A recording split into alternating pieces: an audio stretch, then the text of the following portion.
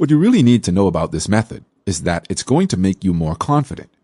You're going to feel more motivated because you're seeing some results. That's going to keep you moving along as well. When you get rid of that first debt, you're going to feel great. It just makes sense that you would, right? You'll be amazed that you no longer have that debt and that you can move on. As you get rid of one debt after another, you'll start to feel more like you can get things done for the other debts. When you start pushing a little harder, you find a little extra money. You work a little extra or a little harder. You'll start thinking twice about spending money in a number of different ways, and that's going to make a lot of difference in the long run. On the other hand, you're going to have one very important con to take a look at. You're going to spend a little more this way than you would if you spent based on the interest rate that you have on your accounts. When you have a larger debt, it can be a problem because interest charges actually compound. When you push them to the need with this method, you're going to spend a bit more. You'll spend a bit more when you're paying interest because you're waiting longer to pay off this loan. If you don't have a big income, this could be a bigger problem still. It's possible you won't be able to pay the monthly payments.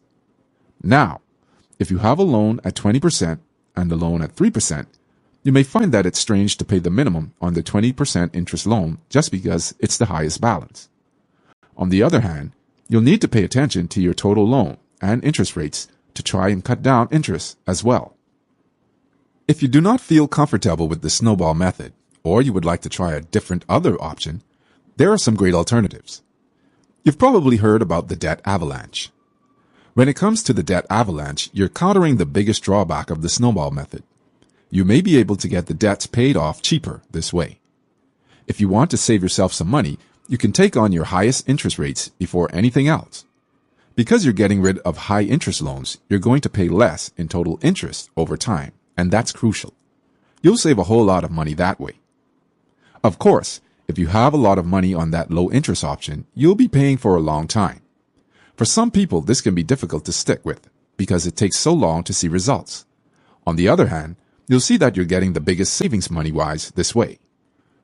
The debt snowflake is another common method. This is about making one-time payments toward a debt that might be small but happen frequently. We're talking about debt snowflakes because they're smaller and you're only going to be saving a little bit at a time. If you're trying to save a little, you can immediately apply that directly to the debt itself. This will help you pay off debts a little faster because you can reduce amounts randomly. Each time you make a payment, it's not going to be huge, but it's still going to help you decrease things. Every little bit is going to help, and you'll be able to start seeing lower balances a lot. It's going to give you close to the same results as the debt snowball as well. With this method, you can also use one of the other forms. You can use the snowflake method with the avalanche or snowball method to get the best results. That way, you're going with whatever fits you best. So, is the debt snowball method right for you? You can check out a debt calculator to find out more about whether this is the right method. Whether you're looking for the avalanche or snowball, you can take a closer look here. If you're looking for the cheap method, the avalanche is the best way to go. Just keep in mind that most people tend to abandon this method. You could find yourself struggling because you're not seeing results. On the other hand, the snowball can keep you sticking to your plan, though you spend a bit more. You don't have to pick a specific method. Choose different options or different reasons that you want to pay your debts in a certain order. And that's it for now. On our website, you can find more posts, as well as calculators and other financial tools. Have an experience with the snowball method? We would love to know your thoughts, so feel free to share them with us in the comments below. I hope you enjoyed it, and don't forget to subscribe to our channel on YouTube to get more free financial educative videos.